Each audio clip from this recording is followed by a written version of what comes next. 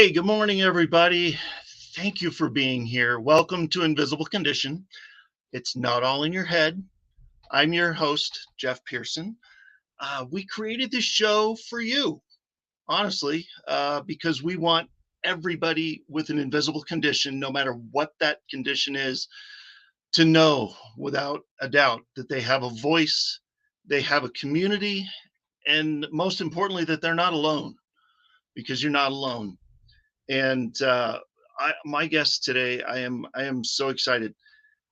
Um, Today I have Bernadette Desir, and she is amazing. And I was actually on her podcast.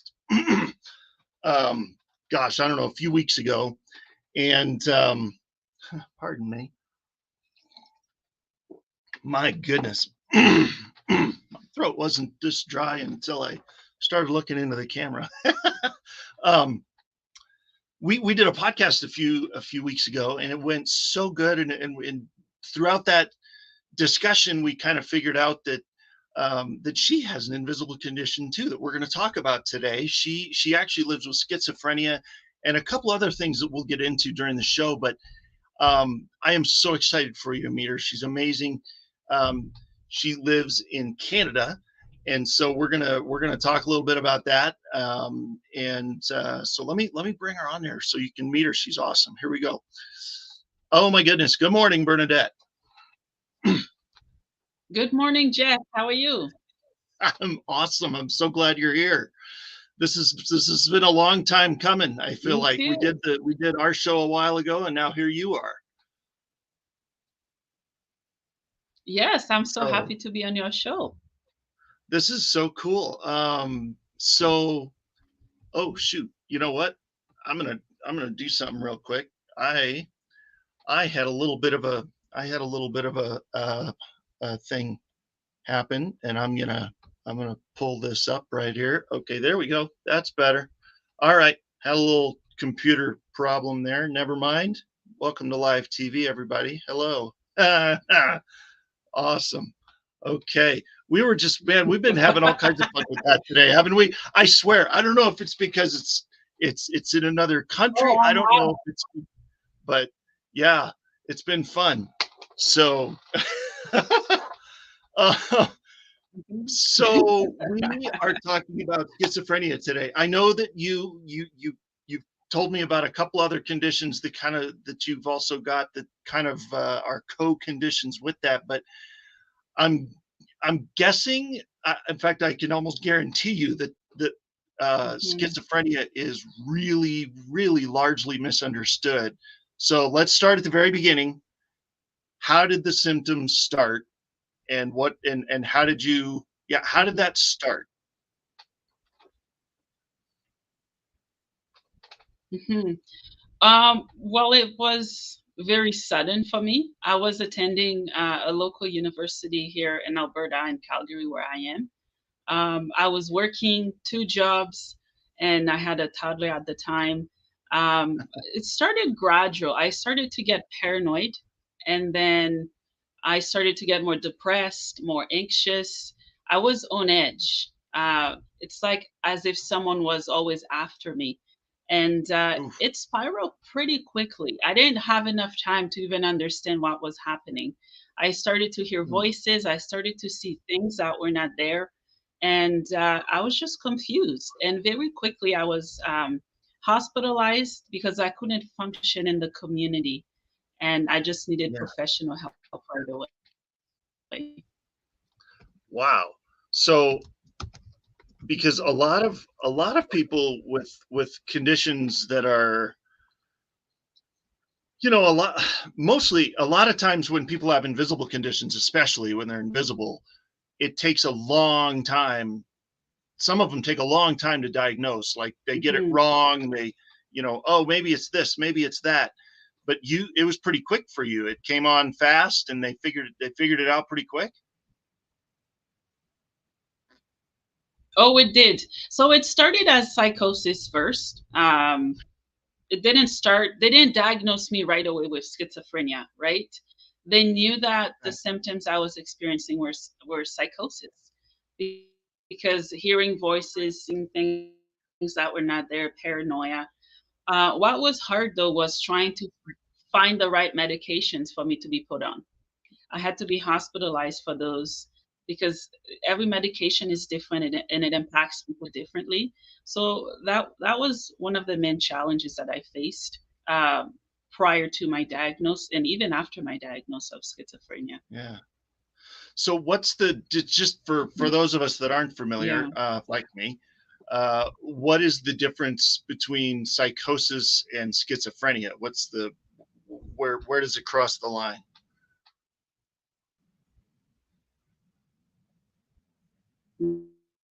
Mm-hmm. Mm-hmm. Yeah. So from my understanding, because psychosis is a early onset of mental health issues that could start. Anything can trigger it. Could be environmental, genetics, um, could be drugs. I wasn't on drugs at the time. I was just very stressed and traumatized as a child. So it kind Mm. of builds up. But those are the two differences. With psychosis, it's not as severe as schizophrenia.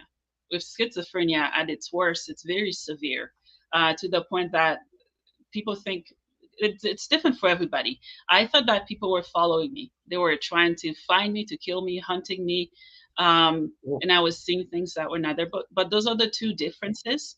It's just an early onset, kind of going down the hill. Yeah.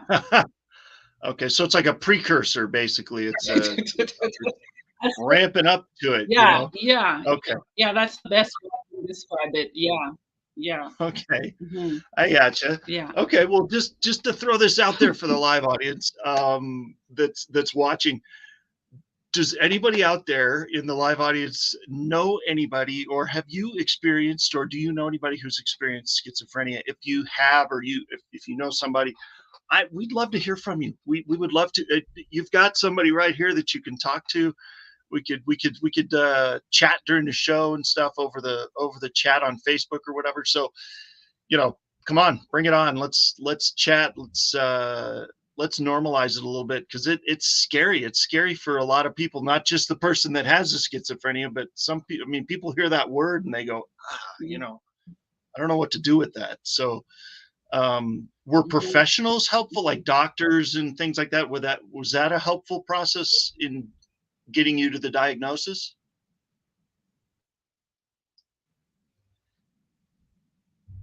Yeah, it was. It was very helpful. Um, because right away they knew what to do, and they picked up on the different symptoms that I was having. They did the best that they could to help me, and they're still Mhm. helping me. I have a wonderful psychiatrist and a good team that is carrying me through this life, I would say. They were very helpful. And so you And I currently know it can be still, scary for, for some people, right? yeah. I Yeah, go mean, ahead. no, it is scary. I mean, I was just saying, you currently still have a team of professionals with your psychiatrist and different people that are helping you now still. It's like it's not a one and done. You figure it out, get on the right meds, and okay, see you later. It's an ongoing process. Yes, it is. And unfortunately, this is a condition that I will have for the rest of my life. It doesn't go away. Uh, what can go away, though, gradually, are the symptoms, Uh, but they don't go away by themselves. People need to put in the time, the work, and the dedication to make that happen. Example, I'm on medications. I can't drink alcohol. If people are drinking, should I drink? No, it's a choice, right? It's setting up yeah. boundaries that will benefit us in the long term. Yeah. Yeah, for sure. I mean, Mhm. yeah, I don't want to pry, but you said medications plural, right? So that's, I mean, one medication you probably shouldn't drink, but multiple medications, yeah, that is definitely a discipline you should. Yeah, that probably would just make it worse, I would think.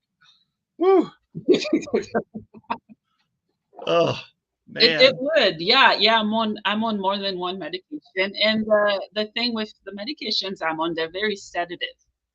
Oh, Even my doctor said, I don't know how you functioning, how you wake up and get stuff done. He's very supportive, but yes, they had to put me on ADHD medication because I'm on quetiapine. It was putting me to sleep. I was a zombie throughout the day, so it wakes me up a Uh, little bit with the one that they put me on. Yeah. wow. Well, I mean, that's the beauty of it, though. That's the beauty and the Hmm. curse, right? You've got you've got the doctors and their uh, I mean, because everybody is different. I mean, I know I sometimes I kind of joke and say, they're doctors, they're just practicing, right? Because they say they're practicing medicine, so they're just practicing. They don't know everything, but truly, when with a diagnosis like this, it really is. You're kind of experimenting until you get that right mix, of what's going to help each individual person, right? That's how long did it take you Hmm. to find that mix that worked? Hmm. How, Probably 2.5 years. And oh throughout my, those years, I was in and out of the hospital. holy, Um, at one point, they took me completely off my meds. Obviously, they were watching me closely in the hospital as they tried different mm-hmm. medications. Uh, but yeah, it can be scary, but I'm happy that I went through it because it gives me experience to share with your listeners and those who may be struggling with schizophrenia or any type of mental health issues. Yeah, and Mhm. I'm so excited that I mean, that's part of the reason that I wanted you on the show, because there is such a I feel like there's such a stigma that goes along with especially mental conditions like that, like bipolar. I literally just had a guest on with bipolar last week or something. I think it was last week, and it was fascinating because I didn't know what I thought I knew, and so it was really nice to hear from somebody that's in it, to talk about it. So that's why I'm so excited you're here, because so many people think they know what it is, but they don't. Right? They see it on TV. Mhm.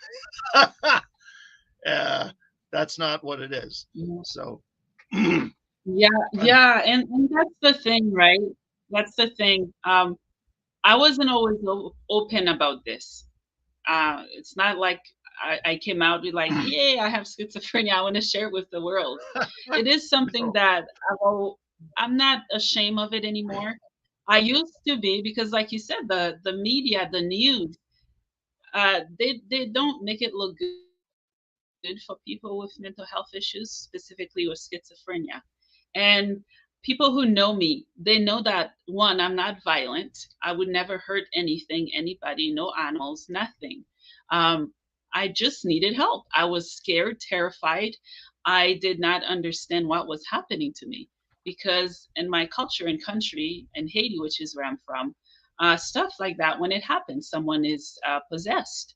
So my paranoias were truly focused around possession because that's what Mm, the culture I grew up in made me believe, right?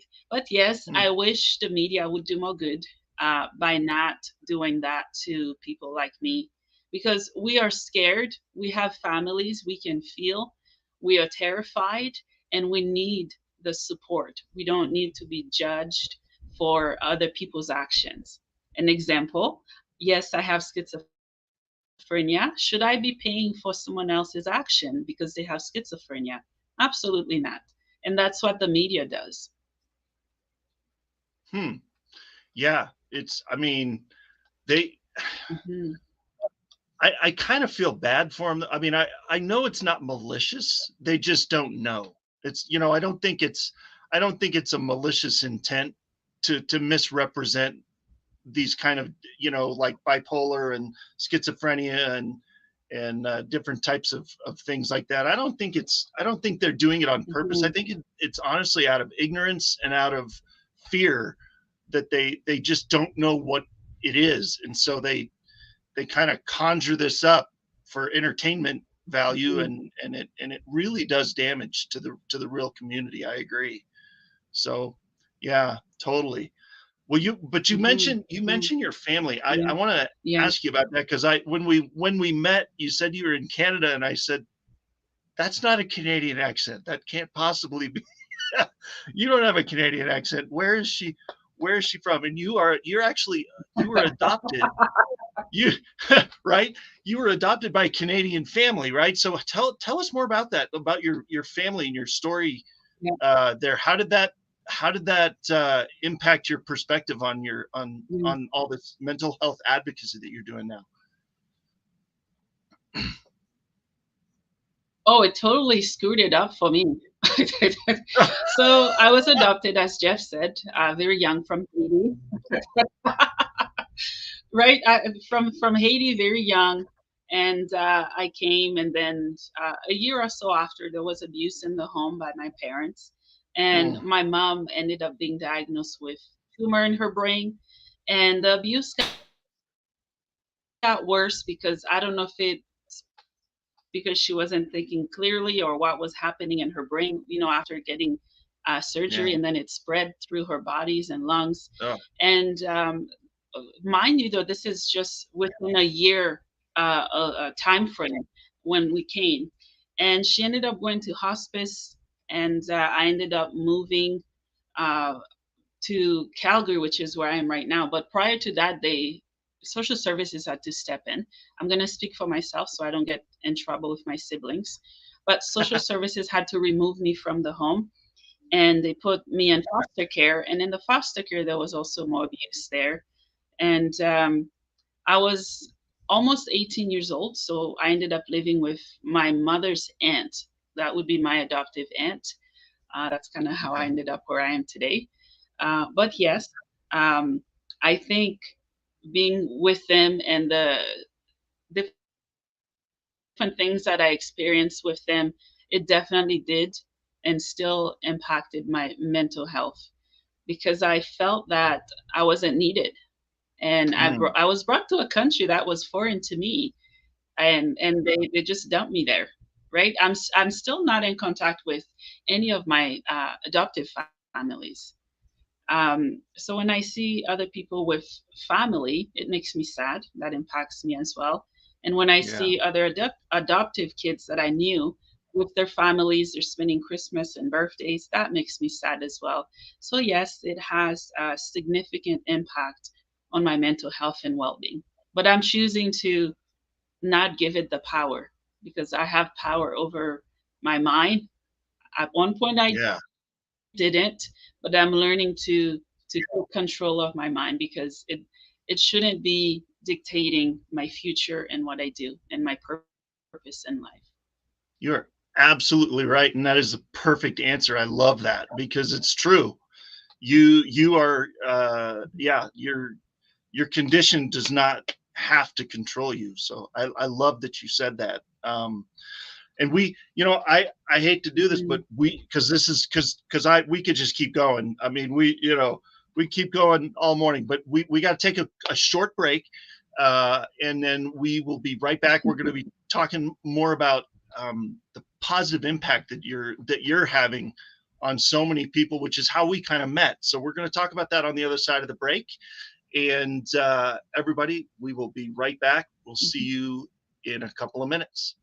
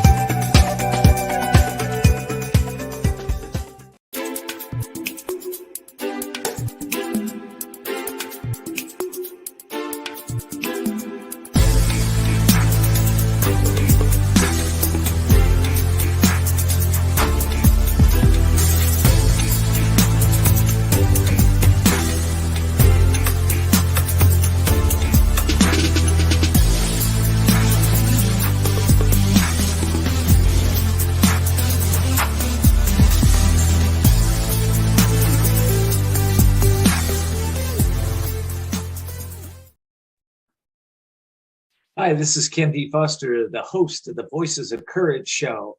Join us live on Wednesdays at 11 a.m. Pacific, where we help you see the unseeable, know the unknowable, and do the impossible on E360 TV.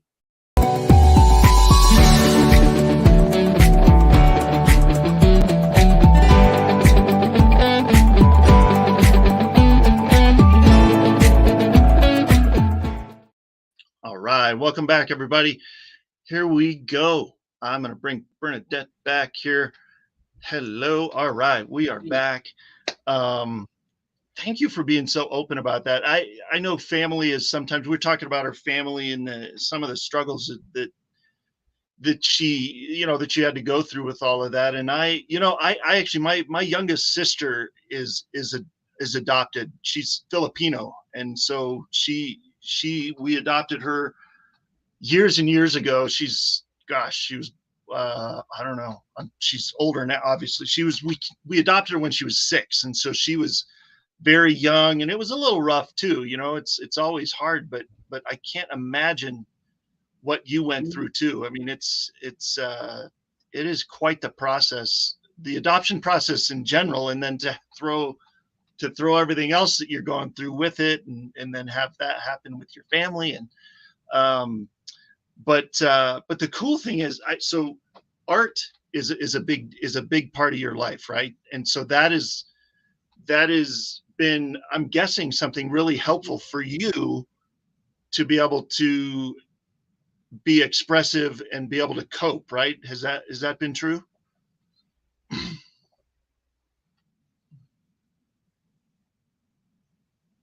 Oh, it has. Art for me is like oxygen. We all need oxygen to breathe. We all need a heartbeat, or else we're truly not here.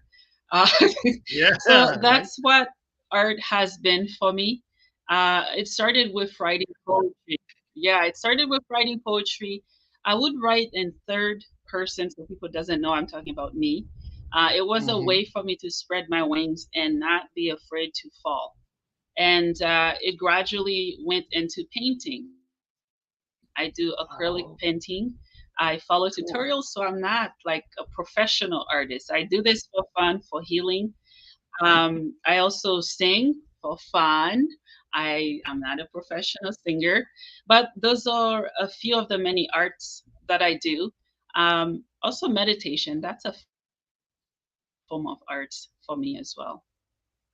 That's awesome. Meditation. So that can take a lot of forms. When people say meditation, sometimes it leaves it wide open to interpretation.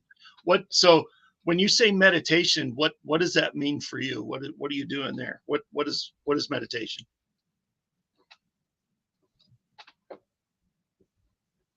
Yeah, you're right. It does take many different forms. For me, walking in nature, grounding myself with no shoes on, just sitting, Right. staring at the sky, at trees.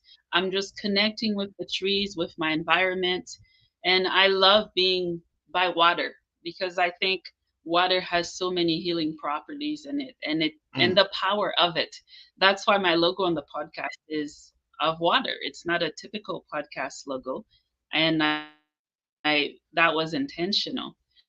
But yeah, I've been meditating consistently, specifically before bed, because that's when my mind decides that it's party time. So when I put on my headphone, I'm meditating, uh, and between what I'm hearing and what my mind is doing, it kind of blocks some of the thoughts and kind of calms me down. So since I've been meditating, I feel more calm. I'm less anxious. I can think better, connect with people better, because I wasn't always a people person. I'm learning to adjust to that. But meditation for me, it's life. It gives me meaning. Obviously, it's different for everybody. Maybe meditation doesn't work for everyone. I always tell people to find what works for them, to always find what works for them, to not compare what someone else is doing to potentially get the same result that they're getting, because that's not possible. Right. No, it's true. Everybody's an individual, right? So yeah, find what works for you and own it and dive in. So I totally agree. I've never meditation has always been kind of a funny word to me, but because I have preconceived things about it. You know, you think of meditation and you always think of, you know, like sitting, and that's not me. I'm not that guy either. Cause I'm with you. When I go to bed, that's when my brain starts to kick in and go, you know, and so I totally agree. So I think that's super Mhm, valuable. mhm. Find the Yeah, right yeah. type of relaxation method and just do it. So Mhm. yeah, very, very good reminder. So how do you, so you, you have art, you have your podcast. Let's talk about that for a second, because I want people to know about this, because that's how we met, and I'm so glad we did. So tell us about. I was gonna have an image, but I can't. For some reason I Yeah. can't find it right now. So we will, but we have your info for your podcast in the notes for the show, so people can find you. But Mhm. tell us about your podcast. Yeah, so the podcast is my fifth baby. I have five baby. I have a son, a daughter, two cats, and the podcast. And I love all of them equally, and I put in the effort to, right? It takes work, it takes patience, it takes resilience. But essentially, the podcast, I started it, in the hopes of letting people know that they're not alone and trying to reach and hold anyone's hands that were brave enough to hold mine, to let them know, hey, I can feel you. I know that you're not alone. The pain you're feeling, the hurt, the guilt, the shame, most of us do feel it. We just hide it. And it wasn't easy for me to, yay, let's start a podcast. Everyone's going to love it. And, I had people that walked away. And I thank them for walking away, because they taught me that what I was doing was triggering something in them that they were not brave enough to hear or listen. But the podcast, it focuses around healing, because I think when we heal, it's a beautiful thing. And my logo is healing together. We somehow think that we can heal by ourselves. I think that's impossible, in my opinion. Yes, we can do healing on a personal level, but we need help, we need community, and we need like minded people to be there with us. So that's a little bit about the podcast. I love it. And when we were filming the podcast, um, it was fantastic. If anybody is interested in being on Bernadette's show, she is phenomenal. She's a great host. She's amazing. And so when I was on there, we just kept going. We didn't have the time constraints that we do here on a TV show, but No. so I think we went for like 90 minutes or something. It was crazy. I didn't realize we were on there for that long, and then I looked and said, "Wow, time flies when you're having fun."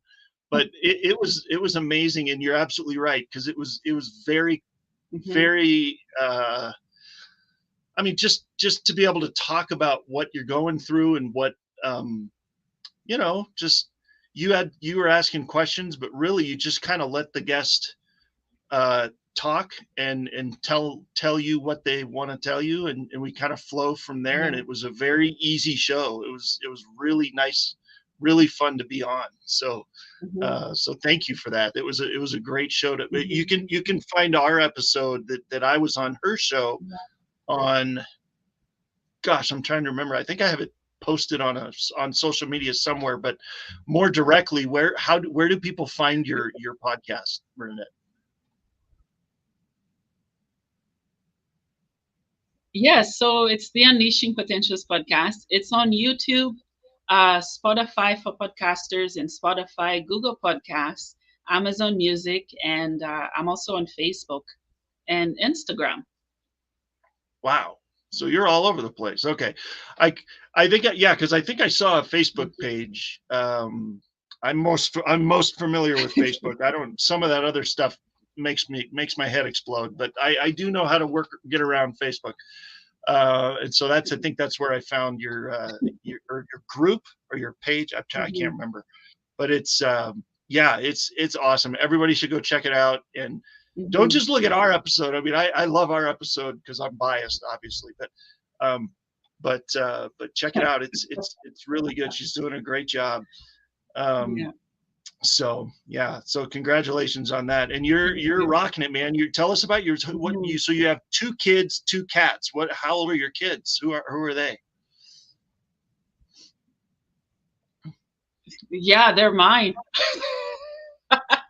My son is 6, my daughter's 13, and yeah, we got the cats very young. They were babies, and now they're toddlers. I think they age very differently than human. I don't get it, but they're doing good.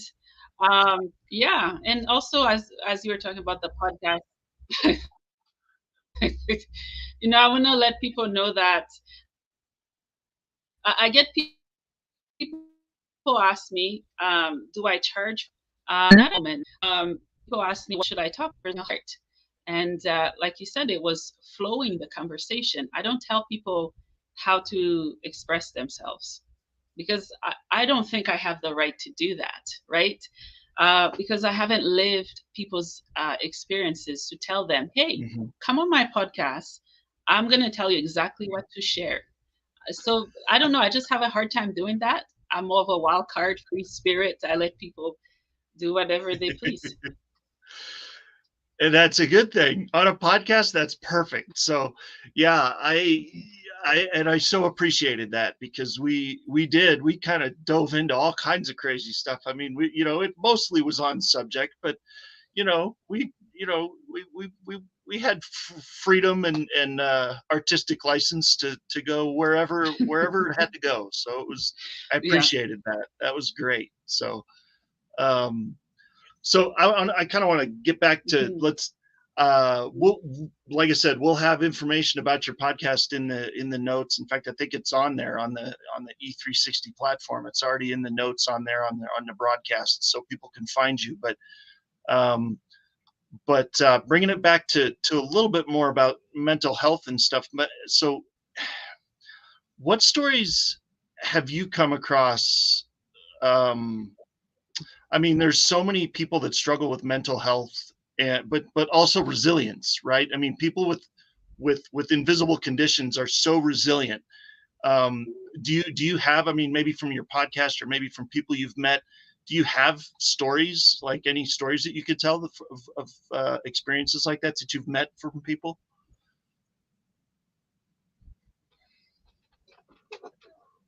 Absolutely. I've met some of the most beautiful people in the psych wards. Because when I was there, the mask, the facade that all of us put on, that was completely off. The whole wall, it was down in the psych wards, and everyone was able to be themselves. I met some really, really cool schizophrenics like me who can articulate and speak and communicate. And I met some that were talking to the walls, to themselves. But at the end of the day, I did talk to them, and they became friends. And I've also met amazing schizophrenics in my community. I'm part of community. It's called Schizophrenia Society, and I've met people there too.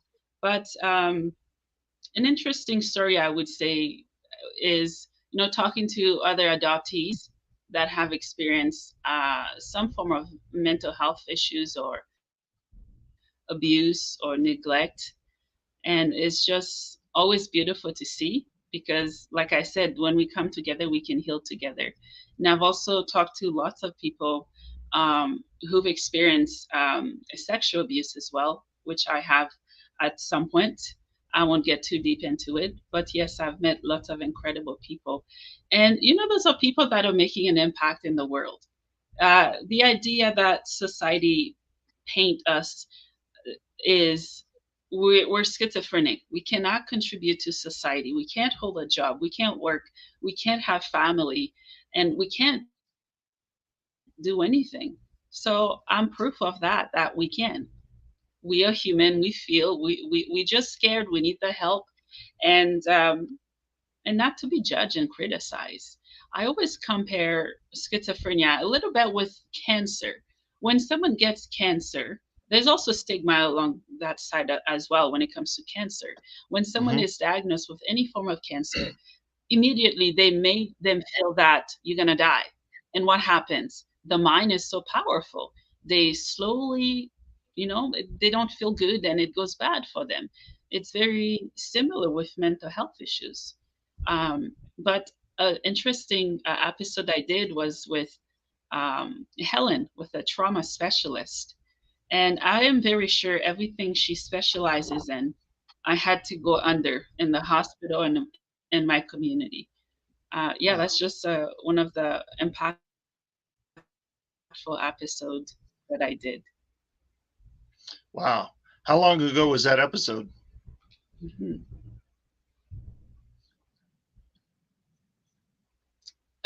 It was last month. Okay. So if people want to look for it, it's not buried, a long time ago. It's just last month. Okay. Awesome. Yeah, that sounds like a great episode to go look up and watch. Yeah. So if there's one message that you would want to convey to those who are silently battling schizophrenia, PTSD, anxiety, depression, all that cocktail of all of that. I mean, what if you met somebody that was just finding out? What would you say? What would you tell them? Yeah, it's a nasty cocktail. I can tell you that. Combined with, I would tell them that they are beautiful, they are wise, they are powerful, and to be kind to themselves. I can't echo that enough, because when we feel all those emotions and diagnoses, we do at times, most of the time, bring ourselves down, and we don't love on ourselves the way that we should, the way that we know we should. I would tell them to not listen to society, because it's not always good for them to listen to it, and to keep doing what they're doing. I have so much respect for people who are suffering, and for people who have faced and continue to face any type of afflictions, because these people are heroes, because they're in the field, in the battlefield. They know how to thrive and survive. So that's what I would say to them, to be wise, and to rise, and to shine, and to not listen. Don't listen to the voices. Don't listen to, most people obviously listen to your doctors, but that's what I would say to them. That is beautiful. I love it. Yeah. And it's true. It's true, because so many people, a lot of the stuff that they hear it's in their head, and it's not what other people think. So it's valuable to get that reminder. So I appreciate that. Well, I'll tell you what, we're going to go to one more break.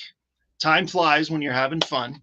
We're at one more break, and then we're going to come back and we're going to talk about hope, because that's what it's all about. So we're gonna talk about how to find hope in the midst of everything. So we're gonna take a break. So we'll see you in just a minute, Bernadette. Thank you so much. And we'll be right back just in a couple of minutes. Stick with us.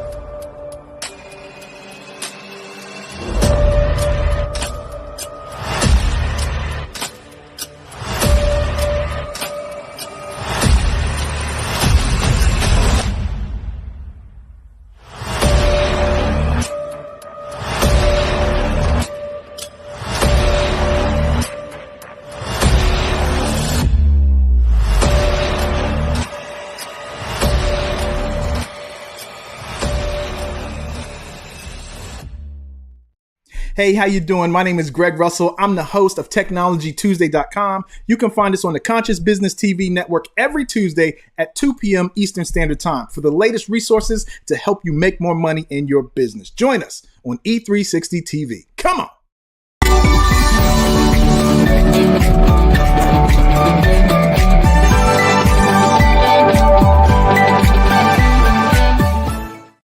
All right, welcome back, everybody.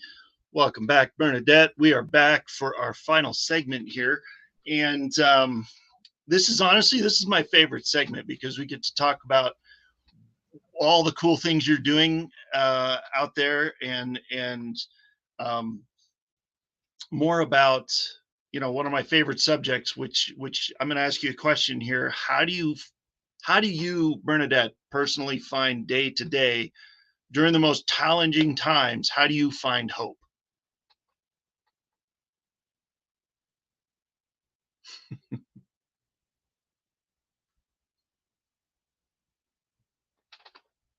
Are we frozen? Uh-oh. Well, okay. Bernadette, you still there? You still with me? I can see you on the screen, but I don't hear anything. Okay. All right. Well, I'll tell you what. I'm going to do my best to try to get her back on the show because I can't wait for you to hear. We had the coolest podcast interview. It was, I mean, say what you want about podcasts and all that stuff, and Zoom, which is where we did the podcast through, which I know over the last couple of years, I think Zoom has, no pun intended, but Zoom has become a 4-letter word. But Zoom, we were on there for, almost an hour and a half, and we talked about so many things, and she is amazing. And so if anybody has a chance to do a podcast with her, reach out to her. If you have a story that is, that you want to get out there, that's inspiring and fills people with hope, and she's the one to talk to, man. She's got a great platform. I mean, I love talking to people too. This is part of the reason we do this show, is because of hope, and so that's part of our gig too. But man, I tell you what, she's phenomenal. And I was trying to find a graphic for her podcast, but I don't know where it went because technology is not always my friend either. So I am doing my best to try to find that while we're on the air here. But anyway, oh good, I just got a message from Bernadette. Welcome to live TV, everybody. She just sent me a message and said I have to restart my laptop. So so she is in Canada. So I don't know. I mean, I know the United States runs things a little different as far as, I don't know how the internet works up there in Alberta, but here in the U.S. in Colorado, where I am, it's I'd like to think it's reliable. I've only, we did have one show. Gosh, I think it was in April that we had a power outage. It was like 3 minutes before 10, and our show was going to go on at 10:03, and all the power just died in the house. So, so that was fun. So I get it. We've we've had our technical difficulties as well. So I can't, obviously can't throw stones, but oh my goodness. It's all right. Yep. Oh, there, she just put a message. My laptop shut off. So sorry. Well, no worries. We'll figure it out.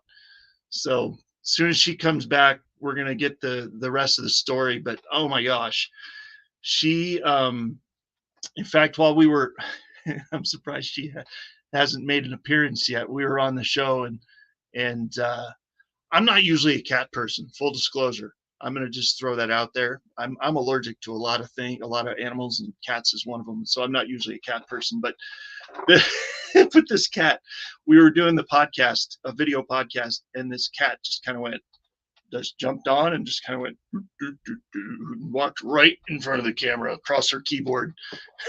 So it was kind of fun. I don't have any animals here, so we don't have the danger of anything like that happening. But anyway, good stuff. I really am glad that we were able to do this, because if you ever have a chance to be on her podcast, you definitely should, because it's just so nice to be able to be on with somebody that doesn't what's the word? My brain's blanking right now. That doesn't tell you what to say, that doesn't have an agenda. You know, she says, this is what we're going to talk about. Go.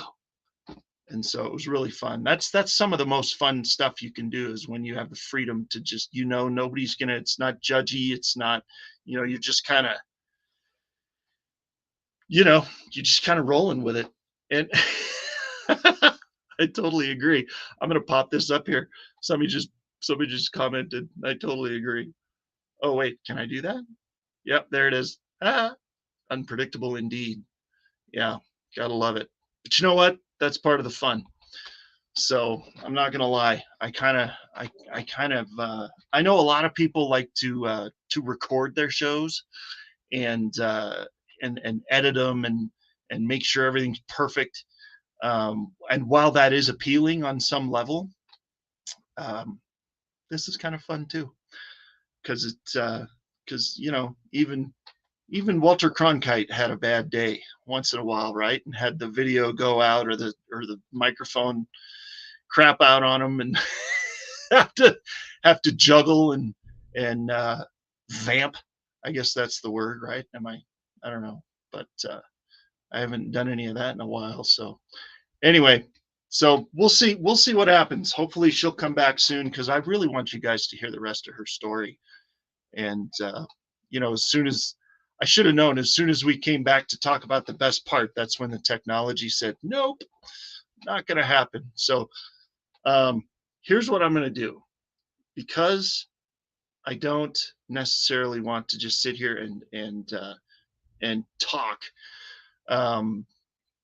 Although, you know what, I will say one more thing before I think I'm going to put one more ad up before she comes back. But if anybody is interested in telling their story, I would love to talk to you.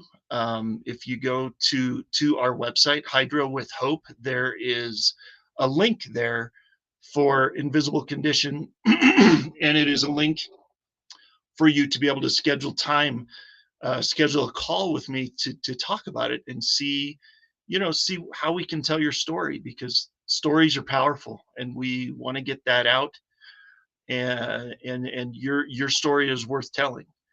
And so that's kind of the beauty of what I get to do, is help people tell their stories. So if anybody's interested, please go to our Facebook page, or go to the website. Go to the www.hydrowithhope.com, and scroll down just a little bit, and you'll see the Invisible Condition logo and a link that you can click on to do that. So I think that'd be really fun to talk to more people about what they're going through. So let's do it. Let's talk. I'd love to meet you. I know we'll get along famously. All right, I'm gonna go do one more ad, and hopefully by the time we get done with that ad, Bernadette will be back, and we can carry on.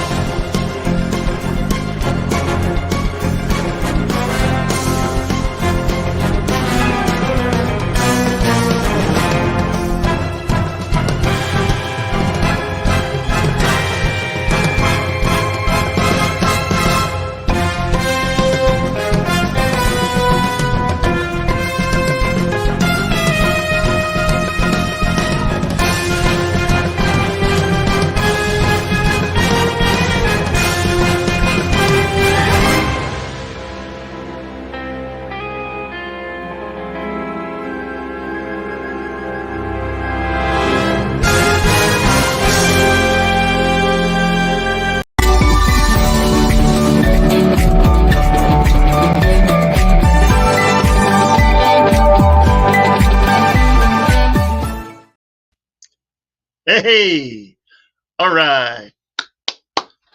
We're back. Bernadette's back. Are you back? Uh-oh. Oh, no. Are you frozen again? Are you still frozen?